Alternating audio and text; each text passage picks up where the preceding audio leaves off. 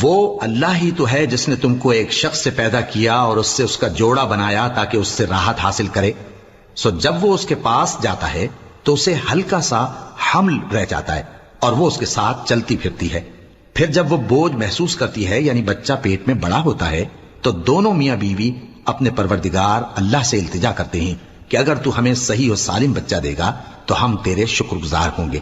پھر جب وہ ان کو صحیح و سالم بچہ دیتا ہے تو اس بچے میں جو وہ ان کو دیتا ہے اس کا شریک مقرر کرتے ہیں. سو جو شرک وہ کرتے ہیں اللہ کا رتبہ اس سے بلند ہے. کیا وہ ایسوں کو شریک بناتے ہیں جو کچھ بھی پیدا نہیں کر سکتے اور خود پیدا کیے جاتے ہیں اور نہ ان کی مدد کی طاقت رکھتے ہیں اور نہ اپنی ہی مدد کر سکتے ہیں؟ اور اگر تم ان کو سیدھے رستے کی طرف بلاؤ تو تمہارا کہا نہ مانے. تمہارے لیے برابر ہے کہ تم ان کو بلاؤ یا چپکے ہو رہو. مشرکو جن کو تم اللہ کے سوا پکارتے ہو تمہاری طرح کے بندے ہی ہیں. اچھا تم ان کو پکارو، اگر سچے ہو تو چاہیے کہ وہ تم کو جواب بھی دیں. بھلا ان کے پاؤں ہیں جن سے چلیں، یا ہاتھ ہیں جن سے پکڑیں، یا آنکھیں ہیں جن سے دیکھیں، یا کان ہیں جن سے سنیں؟ کہہ دو کہ اپنے شریکوں کو بلا لو اور میرے بارے میں جو تدبیر کرنی ہو کر لو اور مجھے کچھ مہلت بھی نہ دو، پھر دیکھو کہ وہ میرا کیا کر سکتی ہیں.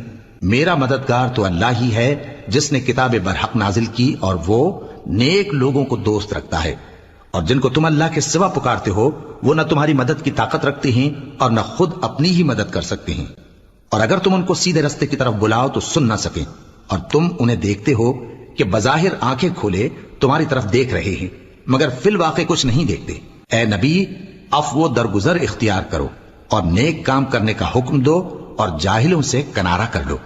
اور اگر شیطان کی طرف سے تمہارے دل میں کسی طرح کا وسوسہ پیدا ہو تو اللہ سے پناہ مانگو، بے شک وہ سننے والا ہے، سب کچھ جاننے والا ہے. جو لوگ پرہیزگار ہیں جب ان کو شیطان کی طرف سے کوئی وسوسہ پیدا ہوتا ہے تو چونک پڑتے ہیں اور دل کی آنکھیں کھول کر دیکھنے لگتے ہیں، اور ان کفار کے بھائی انہیں گمراہی میں کھینچے جاتے ہیں، پھر اس میں کسی طرح کی کوتاہی نہیں کرتے. اور جب تم ان کے پاس کچھ دنوں تک کوئی آیت نہیں لاتے تو کہتے ہیں کہ تم نے اپنی طرف سے کیوں نہیں بنا لی. کہہ دو کہ میں تو اسی حکم کی پیروی کرتا ہوں جو میرے پروردگار کی طرف سے میرے پاس آتا ہے. یہ قرآن تمہارے پروردگار کی جانب سے دانش و بصیرت اور مومنوں کے لیے ہدایت اور رحمت ہے. اور جب قرآن پڑھا جائے تو توجہ سے سنا کرو اور خاموش رہا کرو تاکہ تم پر رحم کیا جائے.